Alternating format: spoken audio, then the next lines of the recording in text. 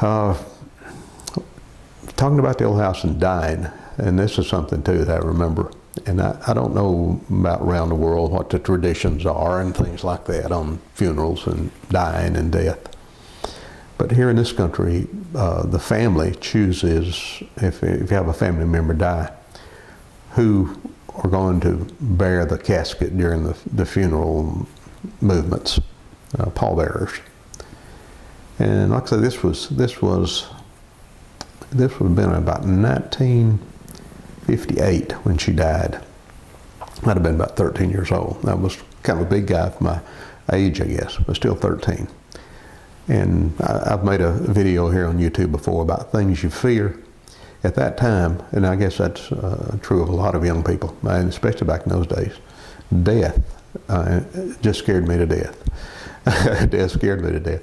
Death really bothered me. I didn't understand it, and people back in those days told old tales about death and dying, and religion was very harsh, teaching about what happened when you die, if you weren't a good person, all this stuff. So being around a dead person, I could hardly stand it back in those days.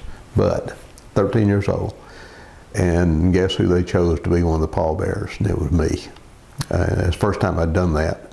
I didn't want to do it, and I had all kind of bad thoughts about being a pallbearer, about what if I tripped and fell down and dropped what I was carrying and things like that.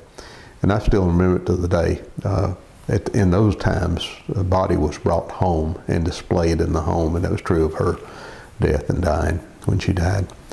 They brought the hearse out on the road, which was a little ways from the house.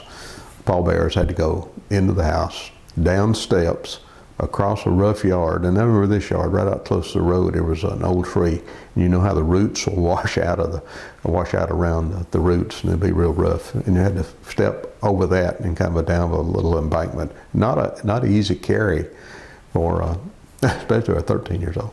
And I was really, I know sweat must have been breaking out on my forehead because I was just horrified that I might trip and fall and how bad things happen. But it didn't anyway. I went through that, and I'm glad now that I was one of the pallbearers for my grandmother at that time, and that's a memory.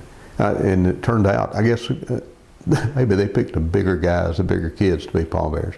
I don't know how many times I was chosen for that not enviable position while I was still young. And after you get my age now, they don't ask you to do such. I guess they think you're too old to bear the burden. But anyway, that kind of goes along with the story. Some more things that I've picked up on, and these things I picked up on mostly because of my mother's beliefs in things. And they believed in cure. My grandmother, same way. They believed in cures, signs and cures, and read cards, tarot cards or something like that, and all this thing. But to believe in cures and herbs, that herbs would heal. And I know that ties back to the Native American part of our ancestors, that they believe in herbs and things like that. But let me think of one. Here's one that was used, I think, on my brother when we were little children. Back in those days, kids had measles, mumps, rubella, sore throat, whooping cough, you name it. Chicken pox, we had all those. Weren't vaccinated against them, so we had them. We lived through them. But the grandparents and parents had remedies for all these things. And I think it was the whooping cough. Now, whooping cough, is when you start coughing, you can't stop coughing, and they say cough your head off when you get this stuff. There's irritation in the throat. Your throat's irritated, and it makes you want to cough and cough.